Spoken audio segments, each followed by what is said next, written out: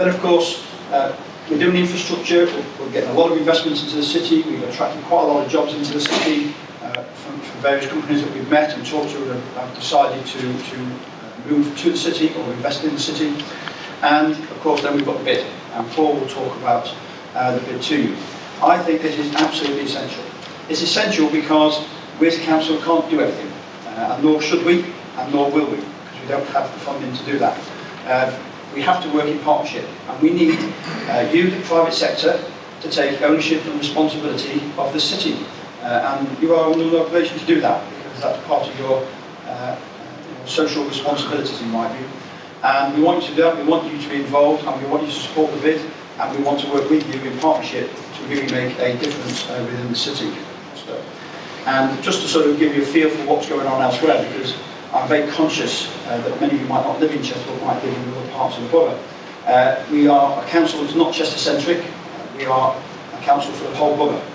And the work we are doing in Ellesmere Port so far has, working with the private sector, brought in 3,000 jobs. Many of those are already recruited, and General Motors and Sinclair Williams are currently about to start, or have started recruitment of another 1,000 jobs.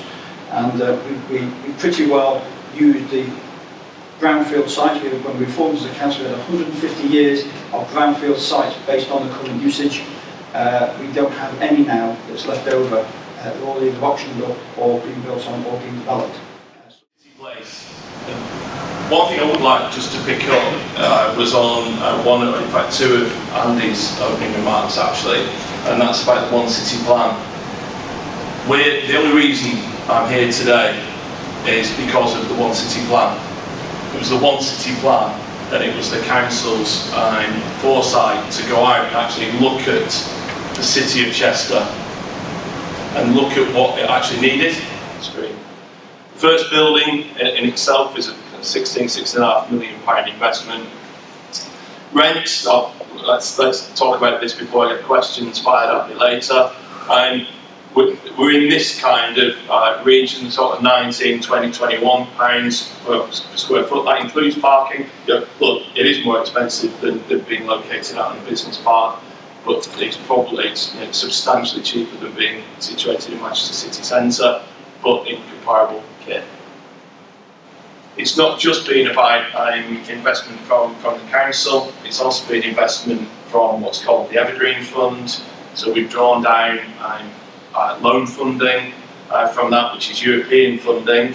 It's the only, to date to my knowledge, it's the only funding that's been committed outside of Greater Manchester. So yeah, Chester's fantastic. It's got the retail offer, it's got the leisure offer, it's got the lifestyle, it's actually somewhere where people want to live. But you forget that it's actually a business location in its own right. These people, chose to invest in Chester and its surroundings. These people are already here.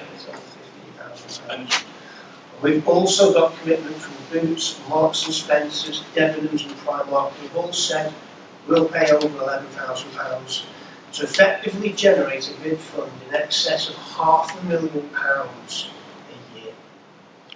Now that fund will also increase with the yes vote, because we've already got guarantees from businesses outside of the bid area that they'll make voluntary contributions. So it's a number that can make a difference to the performance of our city centre. There'll be a nil charge for businesses that have a rateable value of less than £18,000. And again, that is to reflect support for small businesses.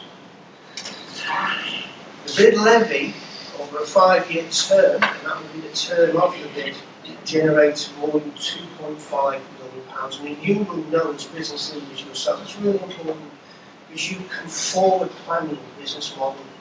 That income is guaranteed. So not Chester. We've talked to a lot of major retailers who aren't in this city. I could name them. I won't, because it might embarrass them. It should embarrass us. Because their answer was, no, we don't want Chester, but we'd love to be in Cheshire Oaks. But what Chester does have is the opportunity and character and architecture and history and roads and river, racecourse, all those things that other destinations, lander destinations don't have. We need to start playing to our strengths. We have to stop.